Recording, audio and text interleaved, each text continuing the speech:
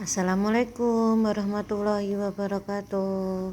Apa kabar semuanya? Sore silahkan. Saya harap semuanya sehat ya. Sebelumnya Bu Suris mohon maaf karena tugas baru bisa selesai karena saya merangkumkan materi kalian lagi agar kalian mudah belajar.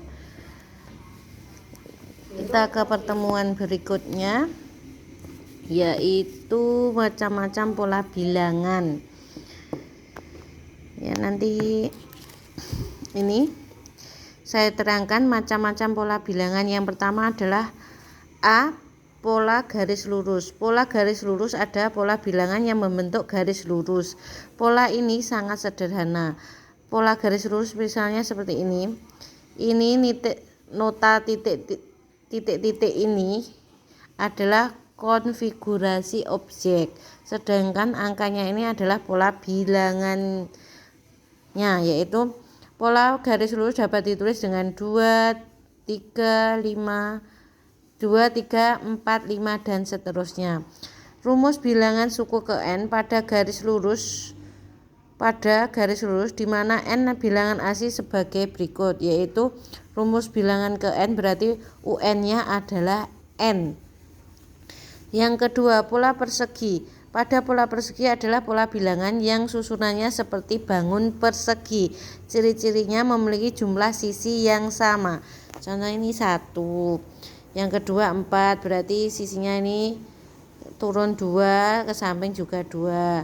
Ini juga sama, turunnya 3, ke sampingnya juga 3. Begitu dan seterusnya. Nah, nota titik-titik ini disebut konfigurasi objek, sedangkan bilangannya ini disebut pola barisan bilangan. Jadi pola bilangan persegi dapat ditulis dengan 1, 4, 9, 5, 16, 25 dan seterusnya. Rumus bilangan ke n pada persegi di mana n bilangan asli sebagai berikut. Berarti rumus untuk pola persegi adalah UN sama dengan n kuadrat atau n pangkat 2. Sekarang yang ketiga. Yang ketiga yaitu pola persegi panjang. Pola persegi panjang adalah pola bilangan yang susunannya seperti bangun persegi panjang. Pola persegi panjang tidak berlaku pada bilangan prima. Ini nota titik 2 ini mewakili bilangan 2 yaitu 1 kali 2. Nota titik ini mewakili bilangan 6 yaitu 2 kali 6. Nota titik ini mewakili bilangan 12 yaitu 3 kali 4 sama dengan 12. Ini mewakili bilangan 20 yaitu 4 kali 20. Selanjutnya ini rumus bilangan ke n pada pola persegi panjang dinamakan dengan n bilangan asli sebagai berikut. UN sama dengan n kali n ditambah 1. Contoh, tentukan banyaknya lingkaran pada pola ke-30 dan 105 dari pola berikut untuk sembarang n bilangan bulat. Ini contoh ya. Contoh berarti di sini jawab. Konfigurasi objek tersebut membentuk pola bilangan persegi, yaitu 2, 6, 12 dan seterusnya. Kan rumusnya tadi UN sama dengan n kali n ditambah 1. Yang ditanyakan adalah pola ke-30, berarti n-nya diganti dengan 30. U30 sama dengan 30 dalam kurun 30 ditambah 1 sama dengan 30 kali 31, yaitu 930.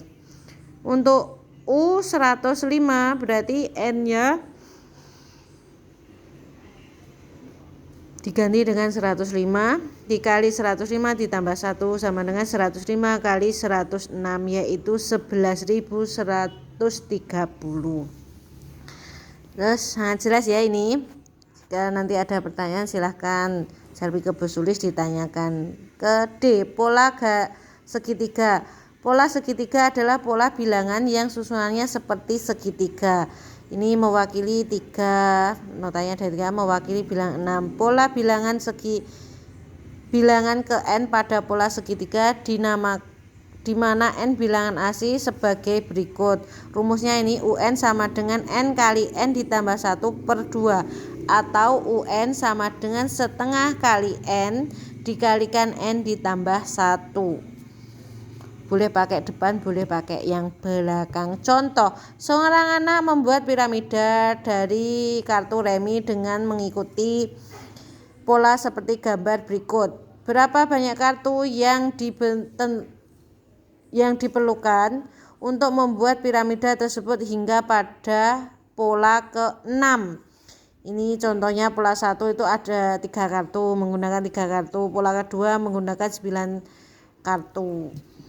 Kita ke pembahasannya. Ya, itu ini jawab. Pola tersebut mengikuti pola bilangan segitiga, namun setiap segitiga membutuhkan 3 kartu sehingga dapat ditentukan seperti berikut. U1 sama dengan 3 kali 1, U2 nya berarti 3 kalikan 2 karena N nya diganti dengan 2 kali 2 ditambah 1/2. Di sini 2 nya saya coret, saya sederhanakan, 2 bagi 2 dapat 1 berarti ini 3 kalikan 2 ditambah 1 berarti 3 kali 3 hasilnya 9. UN sama dengan 3 kali N dalam kurung dikali N ditambah 1/2 berarti U6 sama dengan 3 kali 6 dalam kurung 6 ditambah 1/2. Di sini 6 sama 3 nya saya sederhanakan, 6 bagi 2 itu dapatnya 3, kalau 2 dibagi 2 dapatnya di sini 1. Jadi di sini 3 kali 3 kali 6 tambah 1 adalah 7. Berarti 3 kali 7 21 berarti 3 kali 21 yaitu 63. Jadi banyak kartu yang diperlukan untuk membentuk piramida pada pola ke-6 adalah 63 kartu. Sekarang ke yang E, pola bilangan ganjil. Bilangan ganjil adalah bilangan bulat yang tidak habis dibagi 2 atau bukan kelipatan dari 2. Contohnya ini 1, ini segitiganya ada 1, baris ke-1, baris kedua segitiganya 3, baris ketiga 5 yaitu 1, 2, 3, 4, 5, baris keempat ada 7. Nah, baris bilangan 1, 2, 1, 3, 5, 7, 9, 11 dan seterusnya dapat membentuk suatu pola bilangan yang dinamakan pola bilangan ganjil yang dimulai dengan angka 1. Rumus bilangan ke N pada pola bilangan ganjil di mana N bilangan asli sebagai berikut. UN sama dengan 2N-1. Pola bilangan ganjil bisa digolongkan sebagai barisan bilangan aritmatika karena mempunyai beda antara suku yang tetap yaitu 2. Terus di sini ada lagi rumus untuk menghitung jumlah N suku pertama atau SN pada pola bilangan ganjil adalah ini. SN ini jumlah suku ke N. Jumlah suku ke N pertama yaitu N kuadrat atau N pangkat 2. Contoh. Di sini saya kasih contoh. Tentukan suku ke-15 dan jumlah 15 suku pertama pada pola bilangan ganjil. Jawab. UN sama dengan 2N-1, maka U15 sama dengan N-nya diganti 15, berarti 2 kali 15 kurangi 1 sama dengan 30 kurangi 1 yaitu 29. Nah, untuk jumlah suku pertamanya di 15 SN sama dengan N pangkat 2, maka S15 sama dengan 15 pangkat 2 yang artinya 15 kuadrat yang artinya 15 kali 15 yaitu 225. Jadi suku ke-15 pada pola bilangan ganjil adalah 29 dan jumlah 15 suku pertama pada pola bilangan ganjil adalah 225. Cukup jelas ya. Jika kurang jelas ditanyakan nanti.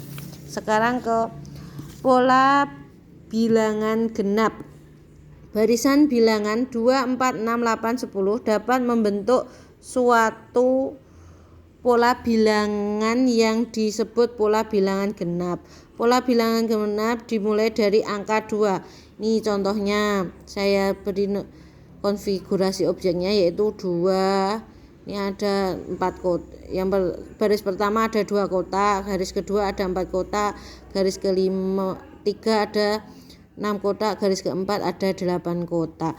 Misal bilangan ke n pada pola bilangan genap di mana n bilangan asli sebagai berikut. Ini rumus suku ke n bilangan genapnya yaitu UN sama dengan 2n. Pada bilangan genap juga digolongkan sebagai barisan bilangan aritmatika karena mempunyai beda antar suku yang tetap yaitu 2. Rumus untuk menghilangkan jumlah n suku pertama, jumlah untuk menghitung jumlah n suku pertama atau Sn, jumlah suku pertama atau Sn pada baris bilangan genap yaitu Sn sama dengan n kali n ditambah 1 atau Sn sama dengan n kuadrat ditambah n. Ini sama aja n kali n kuadrat, n kali 1 sama dengan n. Jadi boleh pakai depan, boleh pakai belakang. Contoh, tentukan banyak bilangan asli genap pertama yang jumlahnya 156. Jawab. Sn ini rumusnya Sn sama dengan n kali n ditambah 1, maka n kali n ini saya jabarkan n kali n kuadrat, n kali 1 n sama dengan 156 karena ini jumlah suku banyaknya bilangan asli genap pertama adalah 156. Nah, dari sini ini biar hasilnya 0 itu sama-sama dikurangi 156. Jadi n kuadrat ditambah n dikurangi 156 sama dengan 156 dikurangi 156. Ini sama dengan 0. Terus ini n kuadrat ini tetap n kuadrat ditambah n sama dikurangi 156 sama dengan 0. Ini adalah bentuk aljabar. Lah untuk mencari ini n min 12 kali n ditambah 13 sama dengan 0. Ini dari sini. Berapa kali berapa hasilnya ini? Negatif 156. Lah kalau dijumlahkan harus sama dengan 1.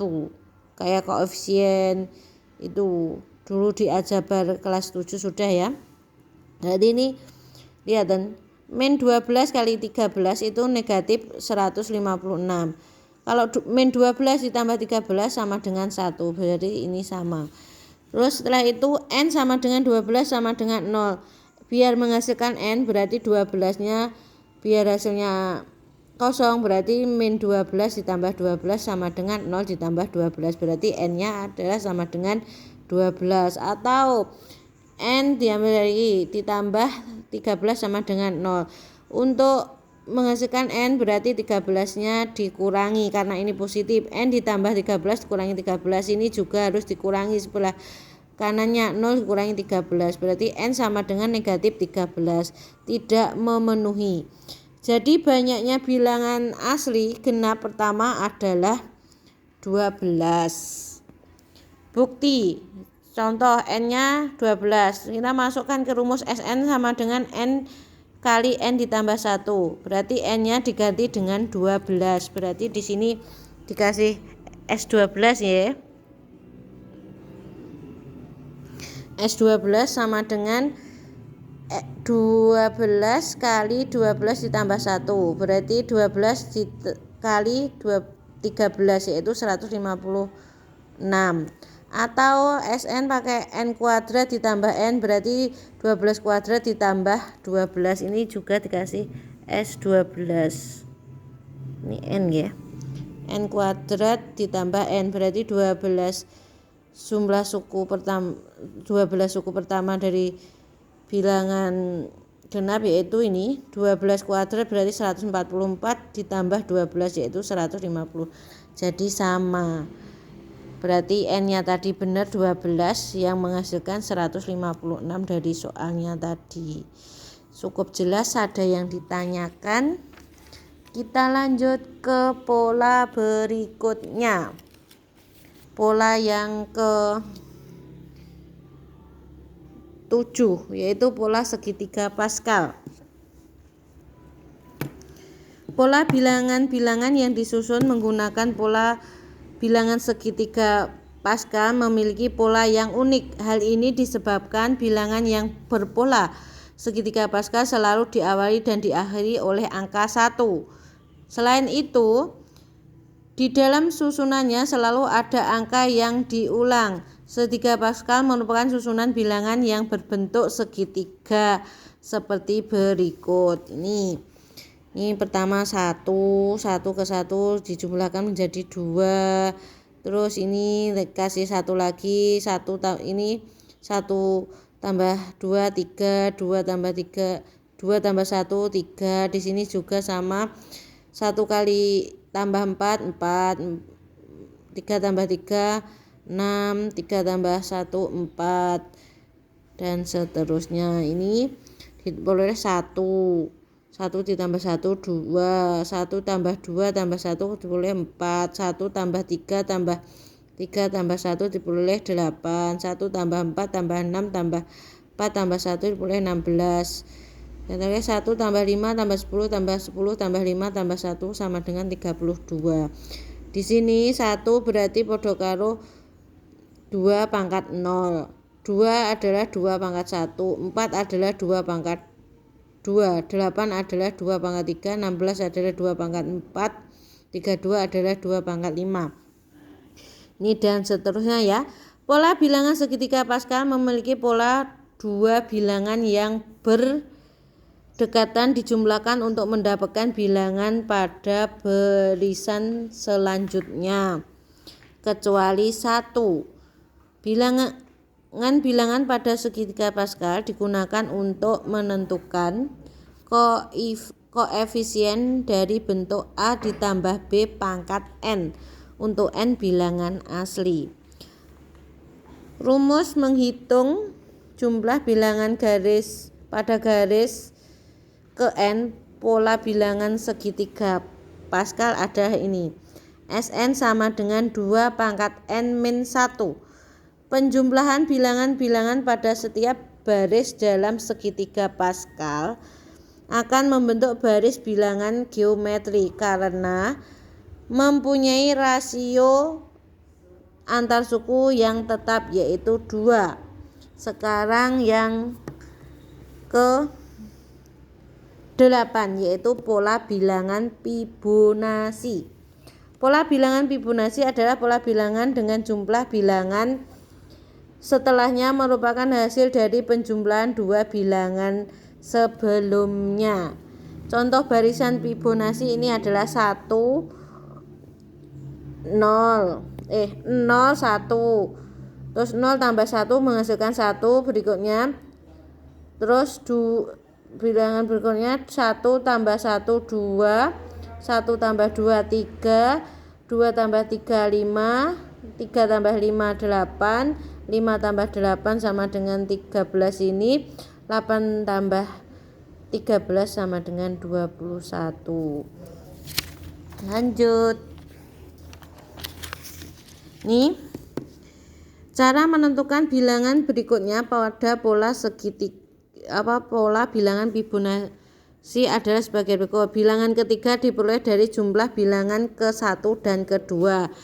Yaitu 0 ditambah 1 sama dengan 1. Bilangan keempat diperoleh dari penjumlahan bilangan kedua dan keempat, yaitu ini 1 ditambah 1 sama dengan 2. Bilangan kelima diperoleh dari jumlah bilangan ketiga dan kelima, yaitu 1 ditambah 2 sama dengan 0 dan seterusnya. Ini adalah gambaran jadi contoh tadi ya.